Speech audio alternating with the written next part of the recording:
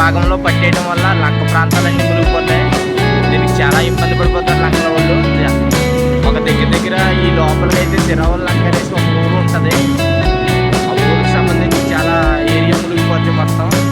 మనకి పాడి పంటలకు కానీ దేనికి కానీ ఏదైనా రావడానికి వెళ్ళడానికి కూడా చాలా ఇబ్బంది పడతారు. ఇది అప్పుడే రెండోసారి వచ్చేసి ఫ్రెండ్ ఇది. ఈ ఫ్రెండ్ చూసి చాలా ఇదిగా ఉన్నారు అందరూ లోపలికి వెళ్తారు. రోడ్లకు గట్టి లేక తినడానికి అన్నం లేక చాలా మంది కష్టపడుతూ ఉంటారు. మేమైతే అవతలకి వెళ్ళకపోతున్నాం. లంక ప్రాంతంలో ఉండిపోయారు. చాలా మంది దగ్గర ఒక 3000 మంది ఉంటారు. 3000 మందిని తీసుకొచ్చి మాత్రం అయితే ఏం కనపడట్లేదు. వాళ్ళు మనుషులు అయితే వచ్చేస్తారు కానీ దూడలు ఇవన్నీ ఉండటం వల్ల ఇబ్బంది పడుతున్నారు. ఇక్కడ నుంచి ఒక 3 కిలోమీటర్ల నేల మీద మొత్తం వాటర్ అయితే స్వెట్ అయిపోయింది. చెట్లు ఇవన్నీ చూడండి చాలా లోతు ఉంటుంది గోదావరి గన్నవరం.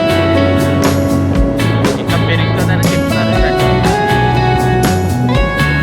ఈ తొట్ట అన్నది కాటన్ ఇది మనకి బ్యారేజ్ టైప్లో చేసారు. దీన్ని పంట కాలువల కోసం వాడతారు.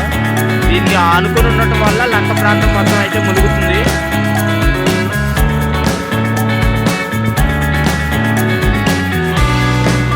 ఇదైతే గన్నవరం బ్రిడ్జి. ఇది డొక్కా సీతమ్మ బ్యారేజ్. ఇది మనకైతే ఒక 3 సంవత్సరాల క్రితం వచ్చింది. అయితే దానికి పైనుంచి అయిపోయింది వాటర్. దాని మొత్తం పాత బ్రిడ్జి ఉంది కదండి, ఆ పాత బ్రిడ్జి పైనుంచి వాటర్ వెళ్ళింది. ఇప్పుడైతే దాంతో పోల్చుకుంటే తక్కువే. కానీ అయితే రెండోసారి వరద రావడం వల్ల చాలా ఇబ్బంది పడుతున్నారు ప్రజలు.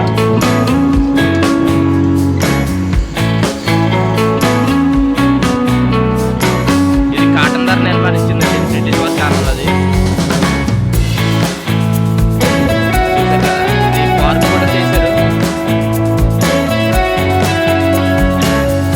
ఈ స్వెట్ ఇలా 2 రోజులు 3 రోజులు ఇలా కొనసాగితే చాలా ఇబ్బంది పడతారు. వాడి పంటలు, ఈ పొలాలు, ఈ పాలు, ఈ మొత్తం మనకి ఈ కూరగాయల దగ్గర నుంచి అన్ని లంకలోంచి వస్తాయి. చాలా ఇబ్బందులు అయితే పడుతున్నారు ఇలా. ఇది మనం వెళ్ళేది గన్నవరం బ్రిడ్జి. ఇదంతా లంకల్లో కాయే. లంకల్లోంచి అయితే యువతలు పెట్టుకుని స్టోరేజ్ పెట్టుకుంటారు. అప్పటి నుంచి వస్తుంది అది.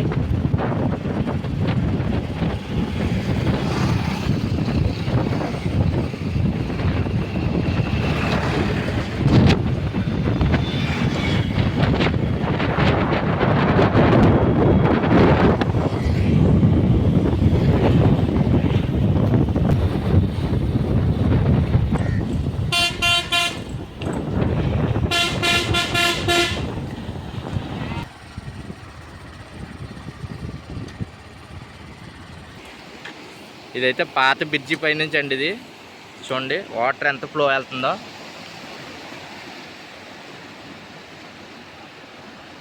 ఇది మనకు కనపడే ఆ లంక ప్రాంతం అంతా మునిగిపోయిందండి. దాంట్లో కింద నుంచి అయితే ఒక గడ్డి అయితే కనపడుతుంది కానీ పైకి మొత్తం కింద వాటర్ అయితే స్ప్రెడ్ అయిపోయింది. గోదావరి అయితే చూడండి ఎంత ప్రమాదకరమైన రేంజ్లో వెళ్తుందో చూడండి.